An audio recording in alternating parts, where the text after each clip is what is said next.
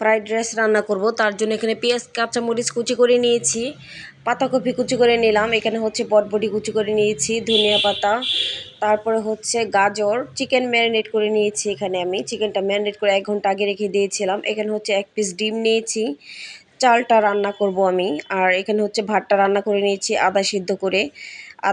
আমি পানিটা ছেঁকে ফেলে দিইনি, বডি ভাতের মতো করে রান্না করেছি। আর এখানে হচ্ছে অলিভ অয়েল তেল নিয়ে নিলাম, তেল দিয়ে ফ্রাই প্যানটা গরম করে দিয়ে দিলাম চিকেন লেগ পিসগুলো দিয়ে এখন হালকা আছে ভেজে নেব, মাঝারি আছে এই পিঠ ও পিঠ উল্টে পাল্টে সুন্দর করে লাল লাল করে ভেজে নেব। তারপরে হচ্ছে চালটা রান্না করব আমি। তো আমার এক পাশ একটু লাল হয়ে গিয়েছে, তাই আমি উল্টে দিচ্ছি। এখন এক পাশ ভাজা হয়েছে, আরেক পাশ উল্টে দিচ্ছি আমি।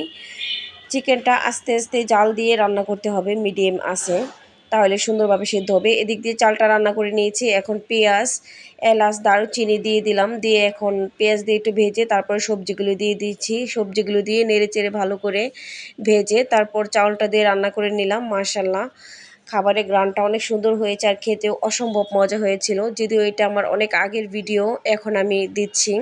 ভিডিওতে ভয়েস দিতে গিয়ে আমার আবারও খেতে ইচ্ছে করছে। মাশাল্লাহ, অনেক মজা হয়েছিল। আর এখানে হচ্ছে আজকে আমি রান্না করব হচ্ছে লাউ দিয়ে গরু মাংস। আদা নিলাম, আর এখানে হচ্ছে লাউ কেটে নিয়েছি, গোল গোল করে লাউ কেটে নিলাম। আর লাউয়ের যে ছিলকাটা ওটা আমি ভাজি করব, কুচি করে নিয়েছি। এখন কিছু আলু কুচি করে দিব। আগে লাউয়ের ছিলকাটা ধুয়ে সুন্দর করে কিছুটা সিদ্ধ করে নেব, তারপর আলু দিব সাথে। আলু দিয়ে এখন আমি ভাজি করব। পেঁয়াজ কাঁচামরিচ তেলে ভেজে নিচ্ছি, তেলে ভেজে তারপরে হচ্ছে লাউয়ের ছিলকাটা দিব এখানে। লাউয়ের ছিলকা দিয়ে তারপর নেড়ে চেড়ে ঢেকে রেখে দিব সিদ্ধ হতে। আর আদা বাটতে চলে যাব আমি। তো দিয়ে দিলাম এখন আলু আর লাউয়ের ছিলকা দিয়ে সুন্দর করে ঢেকে রেখে দেবো। এদিক দিয়ে সিদ্ধ হবে আস্তে আস্তে আর রান্নাটা হবে। এদিক দিয়ে আদা বেটে নিচ্ছি, আদা রসুন বেটে নিচ্ছি। লাউয়ের তরকারি রান্না করব পাটায় বাটা মশলা দিয়ে রান্না করলে খুবই ভালো লাগে। আর কিছু কাঁচামরিচও বেটে নিয়েছিলাম আমি এখানে। ফালি করে দেখা যায় যে আস্তে আস্তে বিচি থাকে, তেমন একটা ভালো লাগে না। আর আমার বাসার ব্লেন্ডার নষ্ট হয়ে গিয়েছে, তখন সব কিছু পাটার মধ্যেই বেটে রান্না করতে হয়। আর মাশাল্লাহ, লাউয়ের তরকারিটা এখন আমি রান্না করতেছি। মাংসটা কষিয়ে নিয়েছি, মাংস কষিয়ে এখন দিয়ে দিলাম লাউগুলো দিয়ে এই পিঠ ও পিঠ সুন্দর করে উল্টে নেড়ে চেড়ে মিক্স করে দিচ্ছি। তারপরে হচ্ছে আমি এখানে গরম পানি দিব, লাউ থেকে কিছুটা পানি ছাড়বে, এই পানি দিয়ে আমি কষিয়ে নিব লাউয়ের তরকারিটা।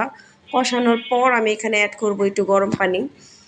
বেশি ঝোলও রাখবো না, আবার শুকনাও রাখবো না, মিডিয়াম করে রাখবো, যেহেতু ভাত রুটির সাথে খাওয়া হবে, সকালে খাওয়া হবে রুটির সাথে, আর এখন খাওয়া দাওয়া করবো রাতে হচ্ছে ভাতের সাথে। যেহেতু আমার মাশাল্লাহ তরকারিটা প্রায় হয়ে গিয়েছে। আর ঠান্ডা হওয়ার পর যেহেতু গরু মাংস দেওয়া, তরকারিটা আরও টেনে যাবে অনেক। তো আমি ভালো করে তরকারিটা রান্না করে নিচ্ছি। আর একটু ভাজা জিরার গুঁড়া দিয়ে দিব।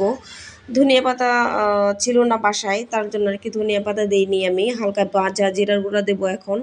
আর মাংস দিয়ে যেহেতু রান্না করেছি সব ধরনের মশলা দিয়েছি। এটা হচ্ছে আমার তরকারির ফাইনাল লুক। মাশাল্লাহ, তরকারিটা খেতে অসম্ভব মজা হয়েছিল, যদিও এটা আমার আগের ভিডিও ছিল। তো এখন আর কি আপনাদের মাঝে শেয়ার করলাম, লং ভিডিও যেহেতু দিতে হবে। আর আপনারা যারা আমার মতো ভিডিও বানান তারা তো জানেনই, ব্যস্ততার কারণে সবসময় ভিডিও করতে পারি না, আর যখন তখন ভয়েস দিয়ে ছাড়তে পারি না। এই জন্য আর কি এখন দিচ্ছি ভিডিওগুলো, কেউ কিছু মনে করবেন না। হয়তো একটু লেট হচ্ছে বা সবার সাথে অ্যাক্টিভ থাকতে পারতেছি না, আমি একটু ব্যস্ত আছি আর একটু অসুস্থ ছিলাম এই কয়দিন।